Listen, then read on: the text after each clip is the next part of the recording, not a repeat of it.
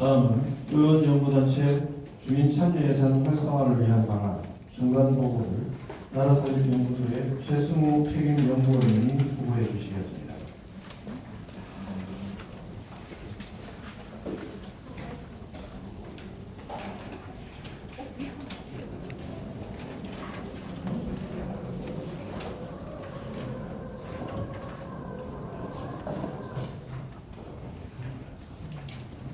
예, 안녕하세요. 저는 나라사립연구소 일하고 최승우라고 하고요. 오늘 귀한 시간 허락해서 감사하다는 인사드리겠습니다. 안녕하세요. 반갑습니다. 저희가 이제 우리 의원님들하고 저 주민들 참여를 보장하기 위한 주민참 활성화 방안에서 8월 30일 날 이야기를 하겠습니다. 근데 8월 30일하고 오늘하고 추석이 있었잖아요. 근데 의원님들이 바쁘신 나중에 추석이라도 바쁘신 나중에 또 많은 아이디어하고 소통하시면서 어떻게 하면 더 좋은 방향을 찾을지에 대해서 이야기한 내용들을 약간 정리한 내용입니다. 근데 약간 미흡한 자료 정리가 미흡한 건 뭐냐면 특수보호 자치하게 나눴던 것들이 있어서요. 그걸 중복되기 때문에 그 부분들은 빼고 의원님들이 아이디어 주시고 또 새롭게 의견 주신 것들을 정리한 내용이기 때문에 약간 어떻게 보면 맥락이 좁고 있다고 느끼실 수 있습니다. 근데 그 부분들은 어떻게 보면 특수보고일 때 같이 공유했던 내용들이 있기 때문에 약간 점프가 있었게 느끼실 수 있다는 약간 양해를 부탁드리겠습니다. 동시 주민참여 활성화 방안 연구 모색에 대해서 이야기 드리겠습니다. 네 단계로 우선 이야기 드릴 거고요. 그다음에 주민참여단 제도 이론적, 제도적 고찰은 어떻게 보면 간단한 이론적인 맥락이고요. 근데 여기 계신 주민분들하고 의원들이 가장 관심 있는 부분이 어떻게 같이 이야기 나눴던 부분이 주민참여단 분석과 비교입니다. 근데 설명을 드리겠지만 행안부에서는 전국 주민참여단을 연말에 전체 평가를 합니다. 그래서 그 평가에 하다 보면 똑같은 평가 항목과 평가 지표를 평가를 하기 때문에 그 점수가 동일시 주민참여된 어떤 수준을 말하는 건 아니겠지만 어느 정도 좀 법이나 제도가 운영되고 있는지에 대한 객관적인 기준들을 확인할 수 있습니다. 그래서 오늘 그 부분에 대해서 간략하게 자세하게 설명을 드리고 그 다음에 활성화 방안이라든지 동일시 의회 역할 방안들은 의원님들이 주신 아이디어들과 어떻게 보면 저한테 이야기 나누는 과정에서 좀 챙겨야 될 사례들이나 이런 것들을 같이 정리하는 내용이라고 생각하시면 좋으실 것 같습니다. 또 우선 주민참여단 제도 이론적 고찰에 대해 말씀드리면 우선은 주민참여단 제도가 과거에는 편성 중심이었습니다.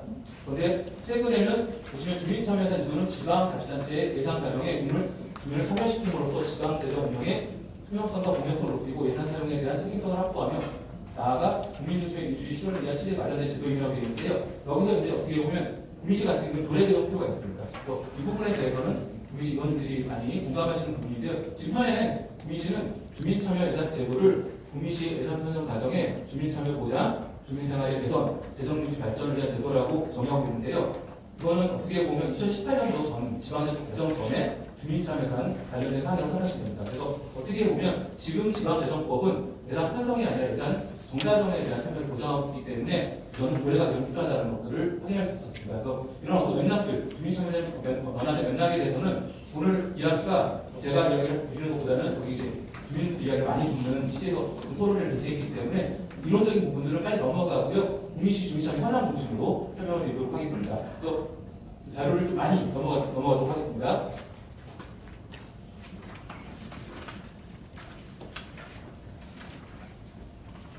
바로 2장으로 넘어가서요. 이 주민참여단 분석으로 들어가겠습니다. 아까 말씀드린 것처럼 행정안전부 주민참여단들도 평가를 객관적으로 해서 하기 때문에 국민시 주민참여단 분석이 가능하다고 생각이 듭니다. 그런데 여기서 하나 말씀드릴 거는 2010년도하고 2014년도가 행안부 평가 지표가 크게 바뀌었습니다. 그래서 2013년도까지는 어떻게 보면 이전까지는 평가 지표가 연속되어 있기 때문에 평가를 같이 하는 것도 의미가 있었지만 지금은 평가 지표가 너무 많이 변화됐기 때문에 올해 중심으로 알아보시는 게 타당하다. 왜냐하면 평가 항목과 평가 지표가 바뀌었기 때문에 올해 그 평가 항목과 평가 지표를 한번 제가 위원들 같이 의논한 다음에 국민시 조례와 운영계획 2023년도, 2024년도 운영 계획을 가지고 주민참여단 운영 계획을 가지고 한번 예상적으로 얼마 정도 국민시가 점수를 받을 수 있을지 한번 예상적으로 한번 평가해봤습니다. 보시면 현재 보시면 이 국민시 주민참여단 평가 예상 점수 현황인데요. 책임성은 간단합니다. 이 항목에 관련된 의미들은 주민 권리와 권리를 강화하고 있는지에 대한 내용들이 이 항목의 항목과 평가 지표입니다. 보시면 주민참여단 운영계획 수립시 주민의 의견을 수렴하냐 안 하냐 문제가 있는데 여기 지금 참여하시는 국민시 주민분들이 알고 계시겠지만 국민시는 운영계획이라든지 조례 이런 근거가 없습니다. 그렇기 때문에 점수를 받을 수 없고요. 그다음에 주민 제한 사업 선정 과정에서 주민투표 공청회 설명회 등을 배치하면 3점인데요. 제가 이거는 매년 1회 정례회 때 주민들이 참여하시면서 결정에 참여하시기 때문에 이거는 3점을 저희가 모든 같이 3점을 드렸습니다. 그다음에 공모 금액, 주민 제한 방법, 주민 제한 내역, 사업 우선순위, 선정 결과 중 기장문 2개 이상이면 3점인데 이것도 수시를 하고 계시기 때문에 3점을 받을 수 있도록 상이 들었습니다. 그런데 제한 사업의 사업의 검토를 위한 현장범을 실시하면 2점. 그다음에 안 하면 0점인데 국민시 공개라든 운영계획 이런 내용을 확인할 수 없기 때문에 점수를 받을 수 없습니다. 그다음에 보시면 결산 및 평가 같은 경우에도 관련된 내용이 없기 때문에 점수가 없고요. 전체적으로 보시면 이 주민참여나 관련된 표상이나 별도의 인센티브 제공 3점인데 이것도 국민시에서 진행하지 않았습니다. 그래서 어떻게 보시면 이 올해 2024년도 행안부 평가지표 중에 책임성 부분 15점인데 아쉽게도 국민시가 확보할 수 있는 점수는 6점 정도로 지금 보입니다. 6점 정도 확보할 수 있고요. 어떻게 보면 15점 중에서 한편에 주민의 권리와 권리 강화 부분에서 6점 정도를 지금 국민시가 확보할 수 있을 것으로 예상이 된다라고 말씀드리겠습니다. 그리고 책임성 부분은 다양한 주민들이 참여할 수 있는 법적 근거를 강화시키고 있는지를 확인하는 항목입니다. 평가 항목인데요. 보시면 투명성, 보시면 투명성인데요. 조례로 사회적 약자, 아동, 여성, 노인, 장애인, 저소득층 참여를 하고 있냐. 조례에 사회적 약자 부분이 있기 때문에 국민시도 3점을 받을 수 있습니다. 그런데 보시면 조례로 성인의 참여를 보장하고 있는 3점인데 이 부분은 조례에 없이 안 되는 근거가 없기 때문에 점수를 받을 수가 없고요. 그 다음에 조례로 사업의 집행 과정, 모니터링 감시단 관련된 내용이 있으면 2점 받을 수 있지만 지금 조례가 없기 때문에 이건 받을 수 없고요. 그다음에 조례로 사업의 결산 과정 보시면 아까 이전 건이 말씀해 주신 것처럼 지금 주민참여는 편성만이 아니라 편성, 집행, 결산 평가 과정까지 주민을 참여하는 것들로 권리를 강화하고 그걸 법적으로 강한 근거를 강화시키는 것들이 지금 추세인데요. 국민시는 좀 아쉽게 이 조례로 사회적 약자 부분은 근거가 있지만 다른 부분들에 대해서는 지금 보시면 근거가 미약합니다. 그다음에 참여 지원 같은 경우에는 이거는 조례 공개, 운영계획 공개라든지 이것들은 홈페이지에 이런 내용들이 있는지 확인하는 부분인데 이거는 국민시 공무원들이 잘해주시기 때문에 참여를 받을 수 있다라고 저희가 봤습니다. 보시면 여기서도 투명성 부분에서도 15점 중에서 지금 보시면 확보할 수 있는 부분이 6점 정도로 지금 예상이 됩니다. 그리고 이주성 같은 경우에는 주민참여상 기구가 어떤 권한을 가지고 있고 어떤 평가를 만들어도 되는지 운영에 대한 부분이라고 생각하시면 됩니다. 근데 보시면 주민참여상 기구 회의 소집 권한이 위원회에 있는 경우 6점인데 국민시 같은 경우에는 지자체 장관과 협의한 다음 회의를 소집할 수 있게 되어 있습니다. 그렇기 때문에 독자적으로 자율적으로 회의를 개최할 수 있는 어떤 권한들이 조례에 명시가 안 되어 있기 때문에 이 부분 점수를 받을 수 없고요. 주민참여상 연구회 위원회 외 연구회 협의회 등 지원 조직이 있으면 2점인데 국민시는 연구회가 있기 때문에 조직 구성상 2점을 받을 수 있습니다. 그리고 주민참여상 기구의 운영의 수가 5회 미만 0점인데요.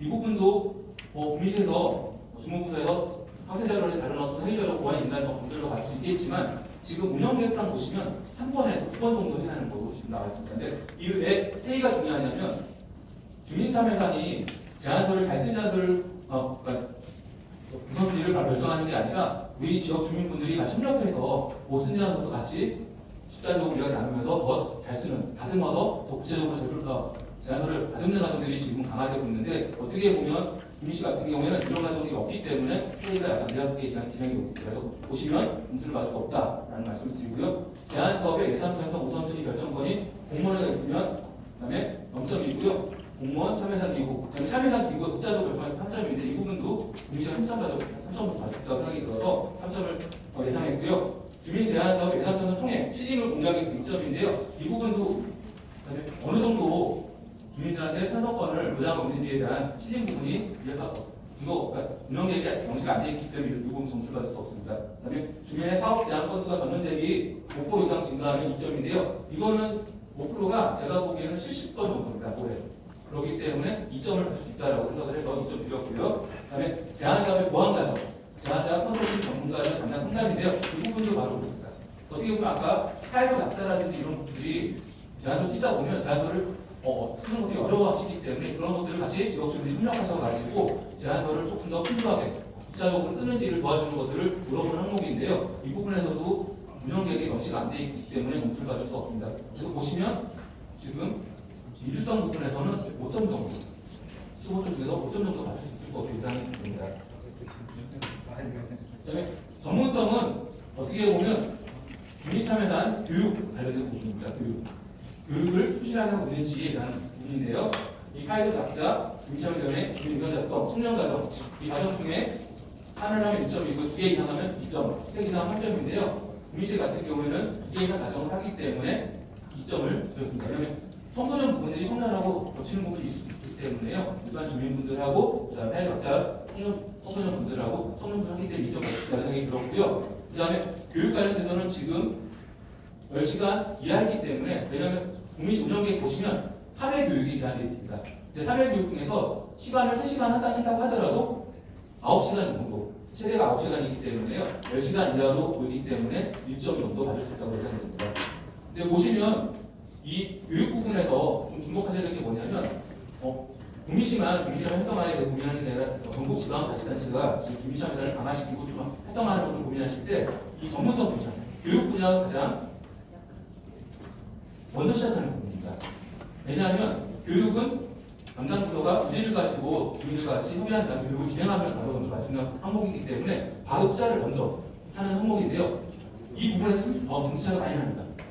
왜냐하면 어디는 투자를 해서 점수 다 받잖아요. 그렇게 되면 10점 이상 올라가는데 안 하는 데는 바로 10점 못 받아버리기 때문에 어떻게 보면 20점 이상 차이가 나는 항목이기 때문에 이 항목들이 어떻게 보면 가장 많이 신경을 쓰는 첫 번째 시작이라고 생각하시면 됩니다. 그 다음에 코디네이터 전문가들 운영 시기에 운영하면 3점이고요. 안 할 경우에 0점인데 이 코디네이터는 말이 어려운데 이 이야기가 함의하는 뜻은 뭐냐면 일방적으로 강요하지 말라는 겁니다. 이 부분은 바로 뭐냐면 퍼시레이터라든지 코디네이터랑 같이 교육을 하다 보면 이게 바로 워크숍 방식으로 교육을 하게 되는데요. 그렇기 때문에 퍼시레이터, 코디네이터는 어렵게 생각하지 마시고 구미시에서 주민참여단 교육을 다양하게 워크숍 방식으로, 어떻게 시험 방식으로 역량 강화하는 프로그램을 운영하냐 안 하냐는 부분을 생각하시면 됩니다. 근데 구미시는 어떤 강의식으로 진행하고 있기 때문에 지금 어떤 교육의 다양성이 확보되지 않았기 때문에 어떤 0점이라고 판단했습니다. 보도자료 같은 SNS 이런 어떤 홍보 강화 부분들은 구미시 공무원들 열심히 해주시기 때문에 3점을 받을 수 있다고 생각을 했고요. 그 다음에 학교 교육청 공공정책 주민대표 기구는 어려운 게 아니라 어떻게 보면 주민참여단 위원회만이 아니라 다양한 주민들과 만나고 소통하면서 주민참여단을 운영하고 있는지, 근데 이 부분도 대표적으로 교육이랑 만나게 됩니다. 청소년들 만나면 학교 청소년들 이야기하는 거잖아요. 어떻게 보면 그렇기 때문에 이 부분도 어떻게 보면 교육을 다양하게 하는 부분하고 연관이 되어 있는데요. 그래서 전문성 부분은 주민참여단 교육을 어떻게 운영하는지에 대한 평가라고 생각하시면 됩니다. 근데 보시면 지금 이 부분에서 3점, 그다음에 어떻게 6점이기 때문에 15점 중에 9점 정도 받을 수 있을 거라고 지금 생각이 듭니다. 대단입니다. 그리고 이게 4점 부분에서 4점 이렇게 있는데 이 4점은 어떻게 보면 공무원들이 열심히 하시면 점수를 받는 부분입니다.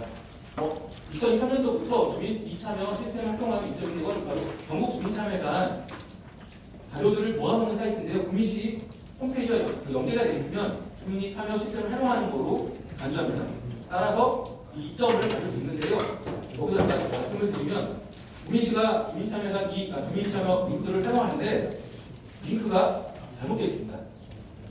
주민참여 링크가 아니라 소통참여 링크가 연결되어 있는데 이거는 빨리 개선해 주시면 평가가 12월 정도, 11월 달부터 출발하기 때문에 그 전에 개선이 되시면 이건 2점 받을 수 있다고 생각이 듭니다.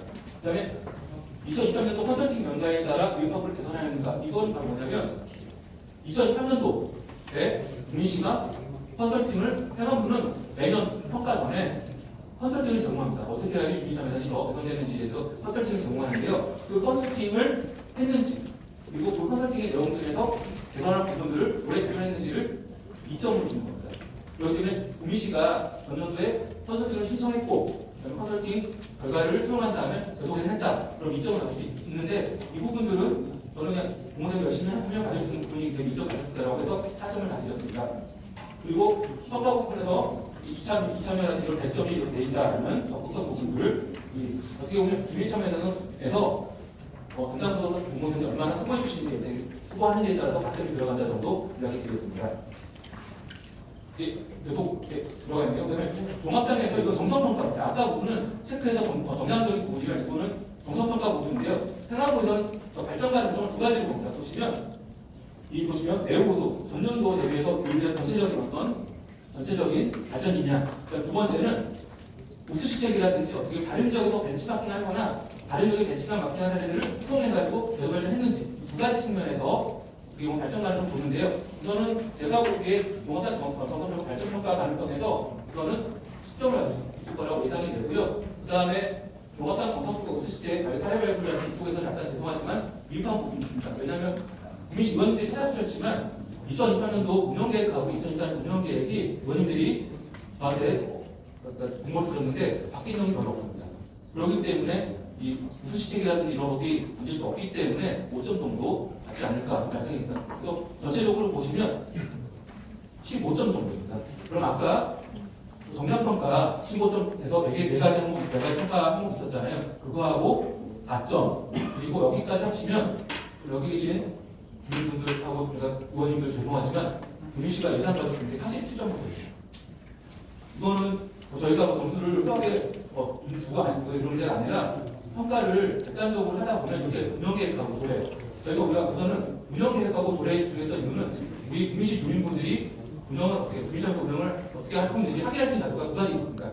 조례가 운영계획이기 때문에 기타 자료들 국민시 의원님 다른 활동들 열심히 했는지도 하실 수 있지만 그 자료는 주민분들이 확인할 수 없고 참여에 대해서 어떤 공개성의 투명성을 확보할 수 없기 때문에 우선은 주민분들이 접할 수 있는 자료, 조례라든지 운영계획을 가지고 평가했는데 40점 정도가 나옵니다. 근데 아쉽게도 올해 2014년도부터 행안부에서 주민참여단 점검을 한 다음에 모두 보통 미흡으로 해당계로 나눈 것 같습니다. 근데 지금 국민시에서 받을 수 있는 등급은 죄송하지만 미흡으로 보여집니다. 넘어가고요. 그다음에 보시면 이거는 왜 말씀을 드리냐면 국민시 운영계획이 변화가 없는 게 아니라고 의원님들이 재정공시 부분을 이야기를 해주셨어요. 그래서 제가 이 부분을 의원님과 같이 확인해 보니까 보시면 2022년도 국민시 주민참여 예산단위 규모 같은 경우에는 어떻게 주민 제한사밖에 없습니다. 이거는 그냥 간략하게 말씀드립니다. 제한사밖에 없습니다. 근데 보시면 2003년도에는 제도가 변화가 돼가지고요. 일반 참여 예산 부분이 들어갑니다. 일반 참여 예산 부분은 주민들이 제한한 게 아니라 사업부서가 했던 사업들에 대해서 어떻게 보면 주민들 같이 이야기 나누신 다음에 사업들을 편성하는 건데요. 그 부분이 들어가 있는데 지금 보시면 관련된 내용이 없습니다. 운영계획. 그래서 제도는 분명히 22년도하고 23년도가 변화가 됐는데 없다라는 이야기를 드리고요. 그리고 재정공시에서 포괄사업비라는 항목을 이야기를 쓰는 것들은 솔직하게 타당하진 않습니다. 왜냐하면 지방자치단체 예산 편성 운영 기준을 보시면 포괄사업 이런 단어를 쓴 것 자체를 어떻게 보면 약간은 그러니까 법에 어긋나는 어떤 예산 편성 방법이라고 얘기하고 있기 때문에 이 포괄사업비가 어떤 의미가 있는지 모르겠지만 이런 식의 단어를 쓰는 것 자체가 오해를 부를 수 있다라는 것들을 말씀을 드리고 그다음에 어떻게 보면 의원님들이 오해할 수 있는 단어들입니다. 포괄사업이라는 개념 자체가. 그다음에 일반 사업 관련돼서는 사업비가 크지만 이 부분에서 주민들하고 어떻게 소통하시고 그다음에 의회와 어떻게 소통하는지에 대한 또 그런 부족하기 때문에 이런 부분들은 분명히 좀 제도를 개선할 부분이 있다 정도 말씀을 드리고요. 이렇게 변화된 내용들은 운영계획에 단계되어 있지만 국민시 의원님들이 열심히 찾아주신 것은 2003년도하고 2024년도 운영계획 변화가 없습니다. 그렇기 때문에 변화되고 있지만 제도가 변화되고 있지만 운영계획의 변화가 당기지 않고 있다는 것을 확인할 수 있다는 이야기를 좀 드리도록 하겠습니다. 여기까지가 같이 의원님들하고 찾아주신 거고요. 여기 보시면 2024년도에 일반 참여단이 들어있잖아요. 이렇게 들어있는데 일반 참여단은 이렇게 되어 있습니다. 주민 참여단 여기 보시면 주민 제한 사업이 아닌 사업 중 자치단체가 주민 참여에 일정한 기준을 설정한 사업인데요. 이런 주민 참여에 일정한 기준을 설정했다면 이게 운영계획이 있어야 됩니다. 어떤 기준으로 참여를 보장하고 있는지 있어야 되고요. 그다음에 다른 법령에 의한 참여 절차는 제외한다. 주민 참여단 온전하게 이 경로로만 이게 들어야 된다는 얘기고요. 그다음에 어떻게 보면 다른 세부 사업별 주민 의견서가 작성이 돼야 되는데 제가 의원님들 같이 확인한 부분에 적정 부적점만 있습니다. 이런 것들이 주민들이 어떻게 의견을 표현했는지 적정 부적점만 있는 것 자체가 약간 미흡하기 때문에 이런 부분도 분명히 주민들 공개에 대한 약간 제도 개선이 필요하다는 부분들을 저희가 찾아냈습니다. 이런 부분들이 제도 개선의 방향이고요. 그다음에 2024년 주민참여 내역 보시면 이런 식으로 일반 참여단이 어떻게 보면 훨씬 더 많습니다. 그러니까 주민들이 제안하신 보다 어떻게 보면 공무원들 같이 협의해서 어떤 사업들을 결정하는 구조가 많죠. 더 큰 부분을 차지하지만 국민시 같은 경우에는 이런 부분들이 어떻게 되고 진행이 되는지에 대한 절차라든지 어떻게 진행되는지에 대한 자료들이 운영계획에 공개되지 않고 있다 정도 이야기 드리도록 하겠습니다. 그리고 주장식 도인데 우선 그래서 오늘과 같이 주민참여단 제도 활성화 방안 및 개선 과제를 제출했는데요. 우선은 이 세금성 부분, 주민의 권리와 권리 강화 부분들은 구미시 의회 주도에서 어떻게 보면 평가 및 포상 제도를 도입하는 게 필요할 것 같습니다. 왜냐하면 이제 주민참여단 기구 중에 연구회가 있습니다. 연구회에 구미시 의회 두 분의 의원님들이 들어가게 돼 있고요. 2015년도부터 운영이 돼 있다고 하지만 어떻게 보면 지금 약간 운영이 미흡하고 연구에 하는 일을 봐도 제도 개선이라든지 제도의 변화점을 찾아내는 것들 평가를 주 임용을 하는데 그런 어떤 기능이 약하기 때문에 의회 주도로 주민참여단 제도 및 평가 그리고 포상을 하는 게 굉장히 중요합니다. 잘하신 공무원들 주민분들한테 상을 주는 건 단지 잘했다라고 상을 주는 게 아니라 평가를 하기 위한 기준들이 마련돼야 됩니다. 그렇기 때문에 단순하게 포상은 상을 주는 게 아니라 포상의 기준들을 마련한 다음에 평가를 하는 제도이기 때문에 포상이 중요합니다. 그렇기 때문에 공무원들과 주민분들 같이 포상을 받으시면서 주민참여단에서 주민에서 어떤 부분을 점검하고 있는지가 어떻게 보면 포상에서 확인이 되기 때문에 이런 것도 중요하다는 말씀을 좀 드리겠습니다. 그다음에 여기서 이 사례들은요 자료 참고하시면 되실 것 같습니다. 워낙 사례들이 많아가지고 일부 담아서요 사업자든지 주민참여 사례라든지 방문 방문 사례라든지 좀 구미시 의원들이 검토하고 있는 어떤 내용들이 이런 내용들 다루라는 것들을 말씀을 드립니다. 그 다음에 보시면 제한사업 구체와 관련돼서 서울시 같은 경우에 지역 주민분들이라든지 의원님들이 현장 돌아다니면서 같이 이야기 나누시면서 제한사업을 다루는 과정, 그 다음에 제한사업의 타당성을 못하는 것을 분명하고 있다 정도 이야기 드리도록 하겠습니다. 이런 사례들은 좀 이렇게 참고하시면 될 것 같고요. 또 여기서 이제 강함이 넘어가요. 이제 의회에서 중요하게 생각하시는 부분들이 있기 때문에 좀 설명을 드립니다. 여기서 보시면 투명성 부분 같은 경우에는 구미시 의회 주도로 해서 주민참여단에서 조례 개정이 필요한 부분들이 여기 있습니다. 근데 여기서 보시면 저희가 의원님들하고 같이 찾았던 건 뭐냐면 최근에 주민참여단 제도 2024년도에 크게 변한 항목 평가 제도가 크게 변화하면서 다른 지방자치에서 어떻게 준비하고 있는지가 여기서 나타납니다. 보시면 부산시 동구 같은 경우에 8월 7일 조례를 개정했습니다. 여기 보시면 예산 편성 예산단위 정가적인 주민참여라고 되어 있는 부분들이 어떻게 보면 평가에 대응하기 위해서 조례를 바꾼 부분들이고요. 여기 보시면 부산시 동구청장은 예산 편성 과정 집행 결산 이런 것들 편성이 아니라 바로 전체적인 과정으로 원했습니다. 이게 어떻게 보면 다 점수 평가를 대비해서 조례를 다 개정한 사례라고 말씀드릴 수 있습니다.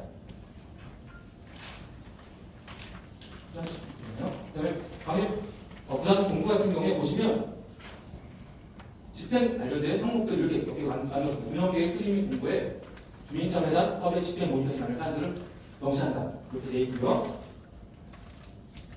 그다음에 부산시 동구 같은 경우에 심사 기준에서 여기 심사 기준이라든지 심사 기준에서 폐기령 노구정책 사업을 한다는 것도 중요하지만 여기 보시면 안전사고 심사 기준에서 안전사고 예방 사업 또는 사회적 약자 지원을 받는 사업 우선시한다. 아까 안전사고 예방이 생활안전 주제 2점이고요. 보시면 사회적 약자가 3점입니다. 5점 때문에 어떻게 공고를 만들어 놓은 공고로 보입니다. 그리고 공고 같은 경우에 위원회 입법 관련할 때 청년도 3점이었잖아요. 청년도 주민 중 청년 기본법 통제 청년들을 위원회를 한다. 그다음에 보시면 성별, 연령들을 고려하여 사회적 약자 이것도 어떻게 보면 사회적 약자 부분들을 평가에 고려해서 지금 조례를 8월 7일에 개정한 것으로 보입니다. 그리고 넘어가고요. 그다음에 여기 보시면 부산 동구 중개차 운영계획에서 아까 위원장은 위원회 대표위원회 업무를 총괄한다 하고요. 회의 소식권을 위원회에 받아줬습니다. 이게 바로 아까 6점 정도의 항목입니다.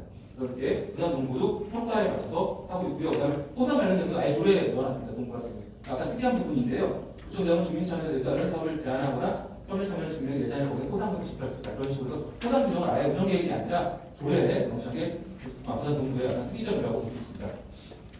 그리고 홍성군 주민참여단 같은 경우에도 보시면 6월 28일 날 홍성군 같은 경우에는 2년 동안 종합사 우수하고 특별사 교육 부분 수상한 지방자치단체입니다.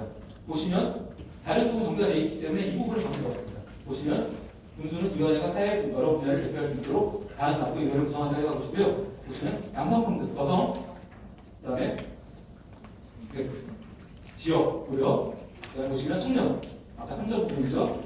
사회적 약자, 장애인. 여기서 홍천군 같은 경우에는 약간 특이하게 위원회에 들어갈 때 사회적 약자가 어느 정도 들어가야 될지 분명히 명시해놨습니다. 두 명이 한 정도 들어가야 된다고 명시가 되어 있는 것들이 어떻게 보면 홍성군의 약간 특징이라고 볼 수 있습니다. 그다음에 홍성군 넘어가고요. 부산광역시도 10월 3일자로 노래를 예정해놨습니다. 보시면 주민참여단 제도는 시 예산편성 예산 과정이라고 분명히 명시되어 있죠. 그래서 이렇게 되어 있고요. 그다음에 주민참여 기구란 시 예산편성 예산 과정에 주민참여단을 심의한다라고 해서 예산 정과정에 참여한다라는 것들을 노래에 명시해놨고요. 보시면 광역시에서 주민참여단 제도 운영에 대해서 집행부터 좀 아까 보시면 그 부분 집행 평점이기 때문에 관련된 평가문이기 때문에 주민참여단 사업 집행 모니터링 관련된 사항을 또 명시해놨습니다. 그리고 제도 운영주에서 여기 보시면 절차에서 사업 집행, 결산 모니터링, 사업 공모까지 이렇게 해서 현사업 집행, 결산까지 전체적으로 근거를 만들어놨습니다. 그다음에 시장은 예산 또는 결산의 한정 또는 이렇게 해서 그 부분들, 거의 부분들을 방향시켜 놨다는 것들을 하실 수 있습니다. 운영 조례에서 아까 생활안전 관련된 조례가 있지 않습니까? 이 부분들을 심의 기준에서 여기 보시면 주민 안전사고 예방 관련 사업 우선한다라고 해서 이 부분을 이렇게 일정을 확보하기 위해서 이렇게 부산시로 조례를 10월 3일자로 개정한 것으로 보입니다. 넘어가고요. 네, 주민참여단에서 타협 약자 부분에서 다음과 성별 고려 있고요. 그다음에 위원회를 입촉할 때는 성별 연령대 기준 고려해서 청소년, 여성, 노인, 장애인, 기초생활 승급자. 어떻게 보면 부산시가 약간 특이한 것들이 기초생활 승급자를 타협 약자로 간주하고 같이 하는 부분들은 어떻게 보면 약간 특성 있는 부분입니다. 청년 참여를 보장하는 3점이 있기 때문에 이렇게 정시해놨습니다. 어떻게 보면 타협 약자와 청년 부분이 6점을 줍니다.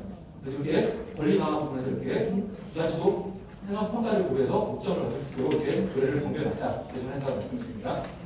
그리고 대구광역시가 보시면 9월 20일자입니다.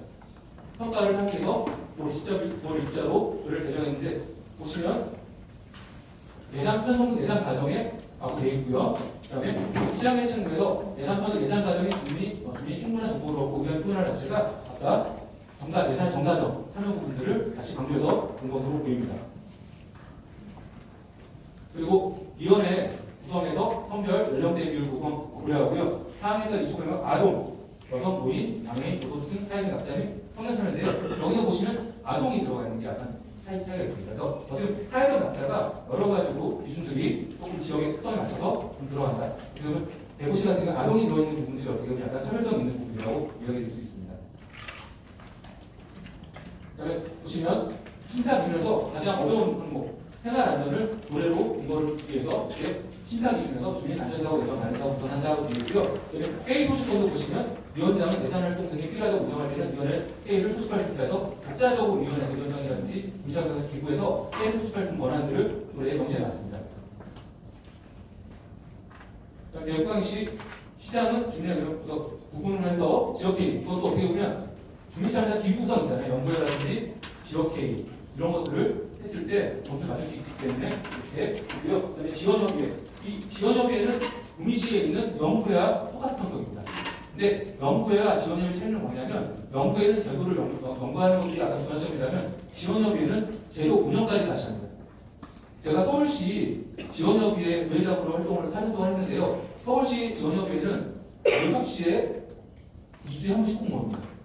그래서 2주에 모여서 오전 7시에서 오전 9시에 보통 회의를 끝냈는데요. 주요사항이 뭐냐면 집행부에 사는 45일 전 주민참여단 관련된 활동들을 점검하고 어떻게 할 건지에 의견을 주고 그래서 지원을 도와주고 협의해주고 그다음에 뭐냐면 우리가 지역 주민분들이 할 수 있는 사업들은 공무원들이 하는 게 아니라 지역 주민들에게 알아보고 하는 것들 우리가 해야 될 영역들을 정한 다음에 주민참여단 협의해서 어떤 부분들은 우리가 할지 어떤 부분은 공무원들이 할지를 나눠서 하는 것들을 지원협의회에서 한다서 어떻게 보면 연구회와 지원협의회 차이점은 연구를 지원점을 두느냐 아니면 지원협의 운영까지 지원협의 자체 연구는 하지만 연구와 운영 지원까지 하는지가 차이가 나서 지원협의에 두냐 연구에 두냐 차이가 있다고 이야기 드릴 수 있습니다.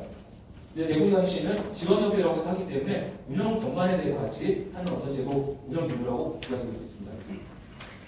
그다음에 또 의원님들이 고민하시는 게 조례를 배정하더라도 이 실제로 법적 근거를 가지고 권리 보장권이 보장이 되더라도 지역 주민들한테 실제로 참여를 안 하신다라면 어떻게 보면 형식적인 거기 때문에 고민하셨던 부분이 법적 내용과 어떻게 보면 사례들이 연관이 돼서 구미시에 적합한 제도들을 어떻게 도입할지 이런 부분들을 하신 내용들을 이렇게 정해놨습니다. 그래서 집행사업 모니터링을 어떻게 하는지에 대한 내용들이라든지 이런 것들은 의원들이 같이 사례를 공유했던 부분들이고요. 이런 부분들은 행안부 조례라든지 행안부 검토 내용들을 다시 검토한 내용들이 앞에 정리해놨습니다.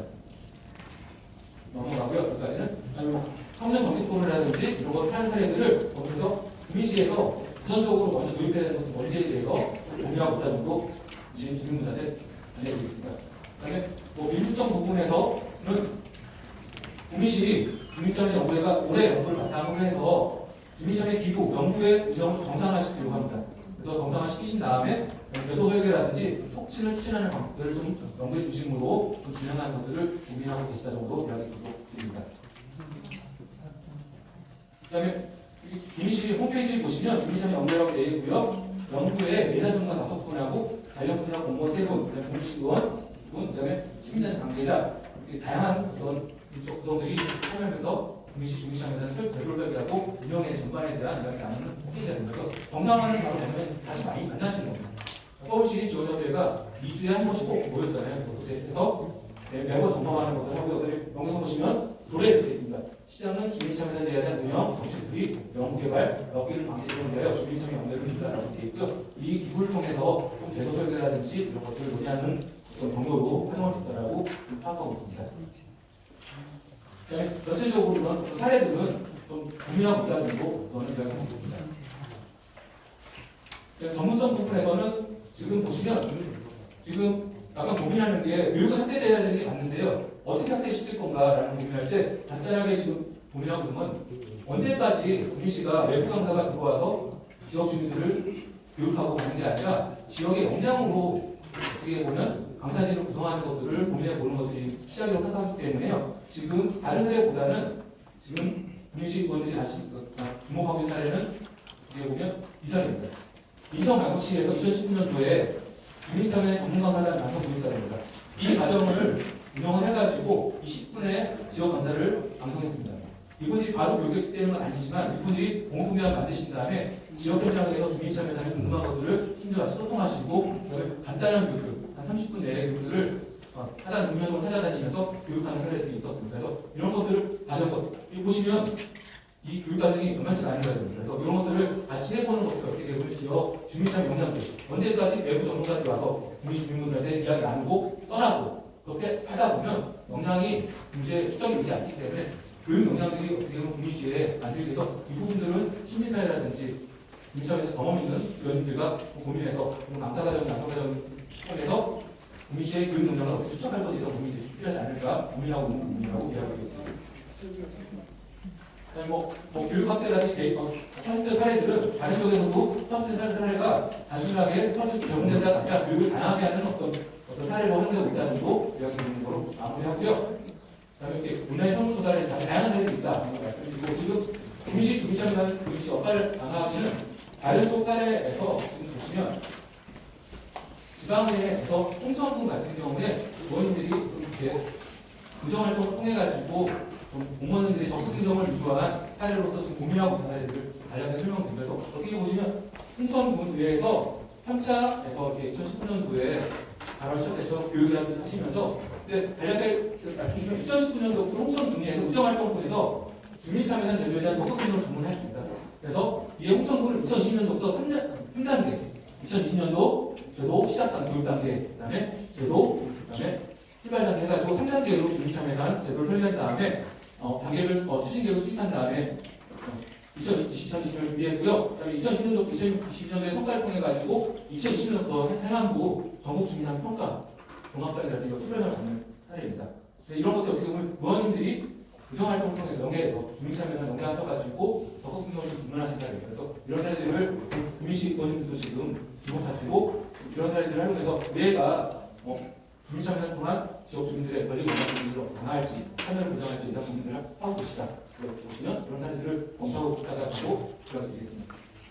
제가 오늘 짧게 간략하게 이야기 드리려고 했는데 어떻게 보면 저희가 8월 30일부터 구미시 의원님들과 주민참여 활성화 방안해가지고 이야기 나누고 아이들 나눴던 것들을 간략하게 정리해서 지금 다시 고민들에 대해서 간략하게 설명을 드리고 그러면 약간 어떤 부분들은 너무 빨리 나가는 게 아닐까라고 이야기하실 수 있습니다. 그런 부분들은 학습 때 다시 또 이야기했던 부분들 좀 오늘은 중복되기 때문에 틀렸던 부분이 있습니다. 그렇기 때문에 그런 부분을 감안해서 그런 식으로 지금 제도를 남기위해서 공식이 뭔지 열심히 지금 연구를 하고 계시다라는 이야기 드리겠습니다. 이야기 나셔서 감사합니다.